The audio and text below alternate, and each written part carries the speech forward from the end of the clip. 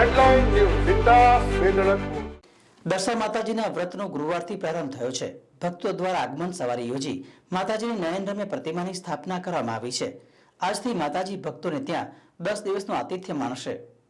સંસ્કારી અને ઉત્સવ નગરી વડોદરામાં પ્રતિવર્ષની જેમ આ વર્ષે પણ ભક્તો દ્વારા મા દર્શામાના વ્રતની શ્રદ્ધાભેર ઉજવણી કરવામાં આવી છે. માઈ ભક્તો દ્વારા દર્શા માતાજીની આગમન યાત્રા વાજતે ગાજતે યોજી પ્રતિમાની સ્થાપના કરવામાં આવી હતી. અષાઢ માસની અમાસ એટલે કે દિવાસોના દિવસથી દર્શા માતાના વ્રતનો પ્રારંભ થયો છે. દર્શામાં ભક્તોની દશા સુધારે છે. અખંડ સૌભાગ્યવતી સ્ત્રીઓ આ વ્રત કરે છે. અષાઢ માસની અમાસથી શ્રાવણ માસની નોમ સુધી આ વ્રત ચાલે છે, જેમાં અંતિમ દિવસે જાગરણ કરી વહેલી સવારે દર્શામાની પાણીમાં મૂર્તિને વિસર્જિત કરવામાં આવે છે.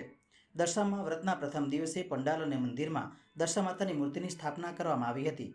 સમગ્ર 10 દિવસ પંડાલમાં દીવડાઓ પ્રગટાવવામાં આવે છે અને દિવસભર ભજન કીર્તન કરવામાં આવે છે.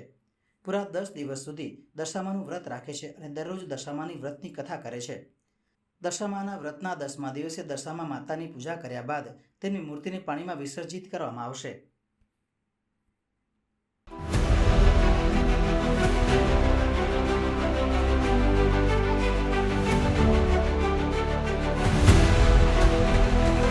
हर समस्या की डेट हेडलाइन न्यूज સીતા વેદળકપુર.